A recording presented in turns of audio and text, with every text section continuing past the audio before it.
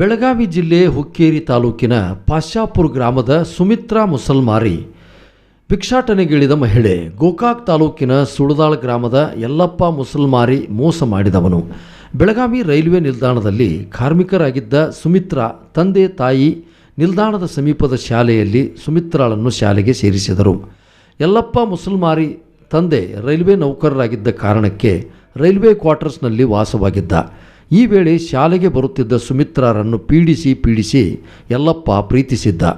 ಕುಟುಂಬ ಸದಸ್ಯರ ವಿರೋಧದ ಮಧ್ಯೆಯೇ ಸುಮಿತ್ರಾ ಜೊತೆಗೆ 2008ರಲ್ಲಿ ವಿವಾಹವಾಗಿದ್ದ. ತಂದೆ ತಾಯಿ ಬಿಟ್ಟು 7 ವರ್ಷಗಳ ಕಾಲ ಸುಮಿತ್ರಾ ಯಲ್ಲಪ್ಪನ ಜೊತೆಗಿದ್ದಳು. ಬಳಿಕ ರೈಲ್ವೆ ನಿಲ್ದಾಣದಲ್ಲಿ ಇನ್ನೋರ್ವ ಯುವತಿ ಪರಿಚಯವಾಗಿ ಪ್ರೀತಿಸಿದ್ದಾನೆ. ಬಳಿಕ ಮೊದಲ ಪತ್ನಿ ಸುಮಿತ್ರಾ ಹಾಗೂ 3 ಮಕ್ಕಳನ್ನು ಬಿಟ್ಟು ಪ್ರೀತಿಸಿದವಳ ಜೊತೆಗೆ ಯಲ್ಲಪ್ಪ ಫರಾರಿಯಾಗಿದ್ದಾನೆ. ನಾನು ಅವ್ನು ಲವ್ ಮಾಡಿ ಮದುವೆ ಮಾಡ್ಕೊಂಡನ. ನಾನು ರಿಜಿಸ್ಟರು ಮಾಡ್ಕೊಂಡೆ ಕೋರ್ಟ್ನಲ್ಲಿ ಹೋಗಿ. ಇವಾಗ ನನಗೆ ಇದಾಗತ್ತಿಲ್ಲನ. ಅವ್ನು ಬಿಟ್ಟು ಹೋಗಿ 13 ವರ್ಷ ಆತನ.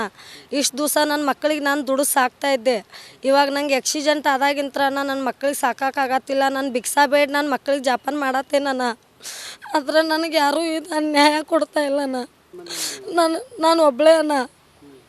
ನನ್ನ ಮಕ್ಕಳು 3 ಅದಾವಣ್ಣ. ನಾನು ಪೊಲೀಸ್ ಸ್ಟೇಷನ್ಗೆ ಹೋದ್ರು ನಂಗೆ ಹೊಡೆದು ಕಳಿಸ್ತಾರಣ್ಣ. ಅವೆಲ್ಲ ಇದು ಮಾಡ್ತಾರು. ನನ್ನ ಕೇಸ್ ಯಾರೂ ತಗೋತಾ ಇಲ್ಲಣ್ಣ. ತಗೊಳತ್ತಿಲ್ಲಣ್ಣ. ನನಗೆ ಹೊಡೋದು ಬಡೋದು ಮಾಡ್ತಾರಣ್ಣ.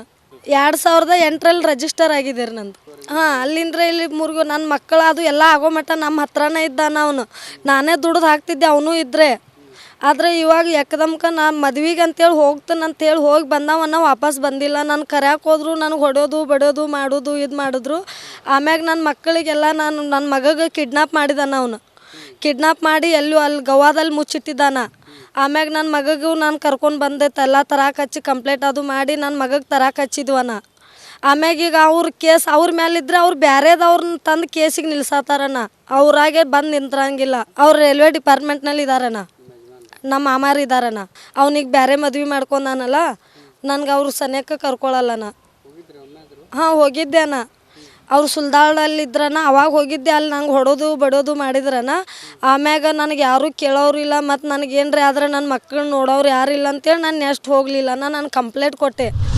ಪತಿ ಬಿಟ್ಟು ಹೋದರೂ ಕುಂದದೆ ರೈಲ್ವೆ ನಿಲ್ದಾಣದಲ್ಲಿ ಪಾವ್ ಭಜಿ ಚಹಾ ಮಾರಿ ಮಕ್ಕಳಿಗೆ ಸುಮಿತ್ರಾ ವಿದ್ಯಾಭ್ಯಾಸ ಕೊಡಿಸಿದ್ದಾಳೆ. ರೈಲ್ವೆಯಲ್ಲೇ ವ್ಯಾಪಾರ ನಡೆಸಿದ್ದಾಳೆ. ರೈಲ್ವೆ ನಿಲ್ದಾಣದ ಬಳಿಯ ದರ್ಗಾ ಬಳಿಯೇ ವಾಸ್ತವ್ಯ ಹೂಡಿದ್ದಾಳೆ. ಹೀಗೆ ಸುಮಾರು ವರ್ಷಗಳಿಂದ ಮಕ್ಕಳ ನಿರ್ವಹಣೆ ಮಾಡಿದ್ದಾಳೆ. ಆದರೆ ಕಳೆದ 4-5 ತಿಂಗಳ ಹಿಂದೆ ಅಪಘಾತ ಆಗಿ ಭಾರವಾದ ವಸ್ತು ಎತ್ತಲಾಗದೆ ಸಮಸ್ಯೆಗೆ ಸಿಲುಕಿದ್ದಾಳೆ. ಮಕ್ಕಳ ವಿದ್ಯಾಭ್ಯಾಸಕ್ಕಾಗಿ ದೇವಸ್ಥಾನಗಳ ಬಳಿ ಭಿಕ್ಷಾಟನೆ ಮಾಡುತ್ತಿದ್ದಾಳೆ. ಹಾಗಾಗಿ ಕೈಕೊಟ್ಟ ಪತಿಯಿಂದ ನ್ಯಾಯ ದೊರಕಿಸಿಕೊಡುವಂತೆ ಸುಮಿತ್ರಾ ಅಂಗಲಾಚುತ್ತಿದ್ದಾಳೆ. ನಾನು ಬೇಕಂತ ಹೋಗಿದ್ದೆ ಅಣ್ಣ. ನನ್ನ ಮಕ್ಕಳಿದ್ದಾವೆ ನನಗೆ ಬೇಕಂತ ಹೋಗಿದ್ದೆ ಅಣ್ಣ. ಆದರೆ ಅವ್ರು ನನ್ನ ಕರ್ಕೊಲಿಲ್ಲಣ್ಣ. ನನಗೆ ಹೊಡೆಯೋದು ಬಡೋದು ಮಾಡಿದ್ರಣ್ಣ ಅವರು. ಆಮ್ಯಾಗ ನಾನು ತಲೆಯಾಗಿಂದ ತೆಗೆದುಬಿಟ್ಟೆ ಅಣ್ಣ. ನನ್ನ ಮಕ್ಕಳಿದಾವ, ಗಂಡ ಎದಕ್ಕೆ ಬೇಕಾ, ನನ್ನ ಮಕ್ಕಳಿಗೆ ಜಾಪಾನ್ ಮಾಡ್ಕೊತ ನಾನು ಇರ್ತೇನಂತೇಳಿ ನಾನು ಇದ್ಬಿಟ್ಟೆ ಅಣ್ಣ. ನಾನು ವ್ಯಾಪಾರ ಮಾಡ್ತಿದ್ದೆ ಅಣ್ಣ. ಕೈಪಲ್ಯ ವ್ಯಾಪಾರ ಮತ್ತು ಟ್ರೈನಲ್ಲಿ ಹಣ್ಣು ಅದು ಮಾರ್ತಿದ್ದೆ ಅಣ್ಣ. ನನ್ನ ಸೌತೆಕಾಯಿ ದ್ರಾಕ್ಷಿ ಅದು ಎಲ್ಲ ಮಾರ್ತಿದ್ದೆ ಅಣ್ಣ. ಇವಾಗ 3-4 ವರ್ಷ ಆತನ ನಂಗೆ ಆಕ್ಸಿಡೆಂಟ್ ಆಗಿದೆ. ನಾನು ಮಾಡ್ತಾಯಿಲ್ಲ ಅಣ್ಣ. ಈಗ ನಾನು ಭಿಕ್ಷಾ ಬೇಡ ತಿಂತೇನಣ್ಣ. ನಾನು ಶನಿ ಮಂದಿರ ಹತ್ರ ಇಂಡಲ್ಗ ಗಣಪತಿಗೆ ಹೋಗ್ತೇನಣ್ಣ. ಚೆನ್ನಮ್ಮ ಸರ್ಕಲ್ ಕಡೆ ಗಣಪತಿ ಗುಡಿ ಐತೆ, ಅಲ್ಲಿ ಹೋಗ್ತೇನಣ್ಣ. ಮಕ್ಕಳು ಸಾಕೋ ಸಂಬಂಧ ನಾನು ಭಿಕ್ಷಾ ಬೇಡ ಜಾಸ್ತಿ ಆಗ್ತಾ ಇರೋದಣ್ಣ. ನಾನು ವ್ಯಾಪಾರ ಅದು ಬೇರೆ ಮದುವೆ ಆಗಿದ್ದಕ್ಕೆ ನಾನು ಮಾಡಿಲ್ಲ ಅಣ್ಣ. ಯಾಕಂದ್ರೆ ಅವ್ರು ನಂಗೆ ಹೊಡೋದು ಬಡೋದು ಮಾಡಕತ್ರ ನನಗೆ ಏನರ ಮಾಡ್ತಾರಂಥೇಳಿ ನಾನು ವ್ಯಾಪಾರ ಮಾಡಲಿಲ್ಲಣ್ಣ. ಅವಾಗ ಏನಂದ್ರೆ ನಾ ಸಾಯೋ ಮಠ ನಾನು ನಿನ್ನ ಒಳಗೆ ತೊಗೊಳಲ್ಲ ಅಂತ ನಮ್ಮ ಅತ್ತೆ ಅಂದಳಣ್ಣ. ನಾನು ಸಾಯೋ ಮಠ ನಿನಗೂ ತೊಗೊಳಂಗಿಲ್ಲ, ನಿನ್ನ ಮಕ್ಕಳಿಗೂ ತೊಗೊಳಂಗಿಲ್ಲ. ನಾನು ಸತ್ತು ಮಾಡಕ್ಕೆ ನೀ ಏನು ಮಾಡ್ತೀರಿ ಮಾಡ್ಕೋರಿ ಅಂತ ಹೇಳಿದಳ. ಎಲ್ಲ ಒಪ್ಪೆ ಮದುವೆ ಆಗಿದ್ದಣ್ಣ. ರಿಜಿಸ್ಟರ್ ಎಲ್ಲರೂ ಒಪ್ಪಿಗೆ ರಿಜಿಸ್ಟರ್ ಮಾಡಿದಾರದನ್ನು.